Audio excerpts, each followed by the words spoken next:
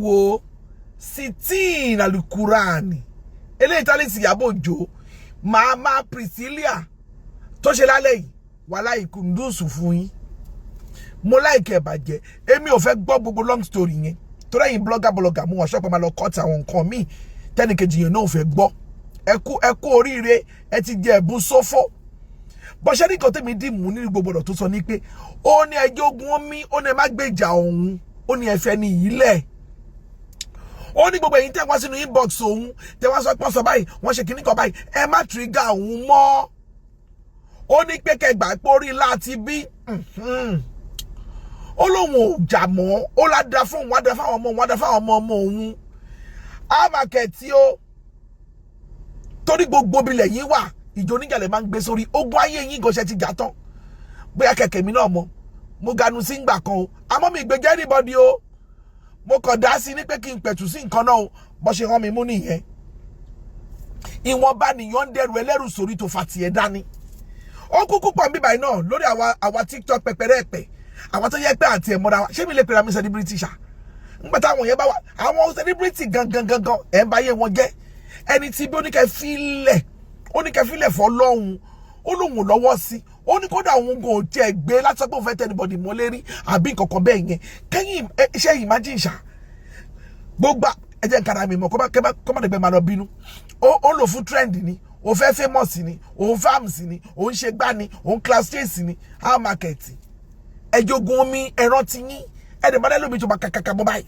I will fight with you to the end. I stand with you. Tani wo. Alias standard.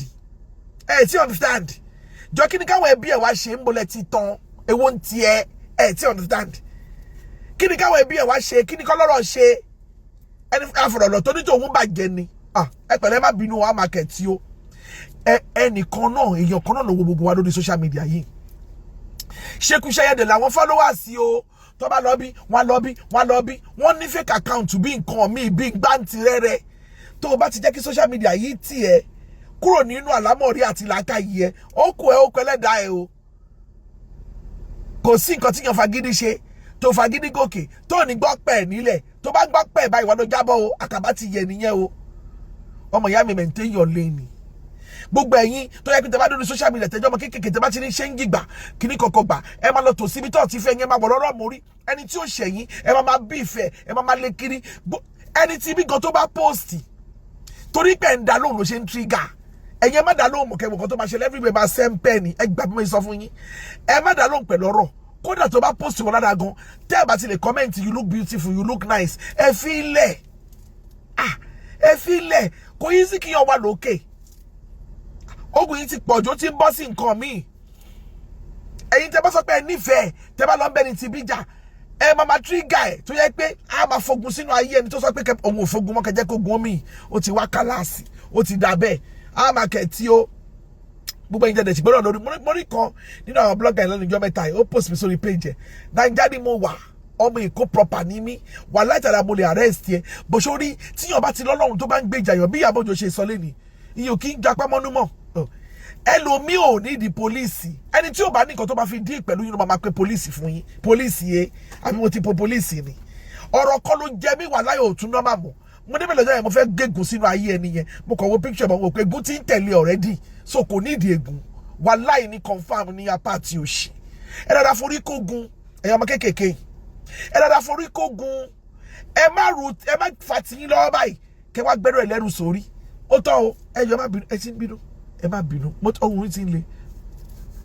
ẹ má bínú tọ́rọ̀ bá ti ń ka mi lára mi mọ̀ láì jẹ́ pé mo ń jẹ ṣúgà lálẹ́ ẹ pẹ̀lẹ́ má bínú ire o kó ní kálukú pákó ẹ̀lì kẹjọ gun omi àwọn ọmọ wọn ò lè ṣí fóònù mọ́ tó bá ṣí fóònù àbí kò sun yín ni tó bá ṣí fóònù gbàgbà tó bá gbé pípadé báyìí ó máa sáré ká pákó ni ó máa sáré máa reduce volume ni it is getting too toxic social media èpè lọ́tún èpè lọ́sì and some people like it because wọ́n ti were traumatized wọ́n were depressed kan tó fi ń paṣáyó nìyẹn ọmọ yẹn máa yẹ kan fi ẹ paṣáyó má fi ayé ara ẹ paṣáyó nítorí pé o fẹ́ máa tẹ̀lé fẹ́ trend o fẹ́ kọ́ mú ẹ. tó ẹ̀yin èèyàn wa ẹ̀ mà ti gbọ́ àwọn ọ̀rọ̀ yìí tí olórí àṣírí tí wọ́n sọ nínú fídíò yìí látàrí èsì tí Ìyábọ̀ Òjó jáde láti wá fún òṣèrébìnrin Lizzy Anjorin. ẹ ti gbọ́ bí wọ́n ṣe sọ ọ̀rọ̀ wọn, ẹ sì mọ ibi tí ọ̀rọ̀ wọn ń darí sí tàbí ẹ kò mọ ẹ̀yin èèyàn wa. tí ẹ bá lérò ẹ jọ̀wọ́ ẹ wá tẹ̀ sí comment section ẹ̀yin èèyàn wa. Ohun àtàṣe ó ṣí ní o, kò sí kankan bẹ́ẹ̀ o, ire o.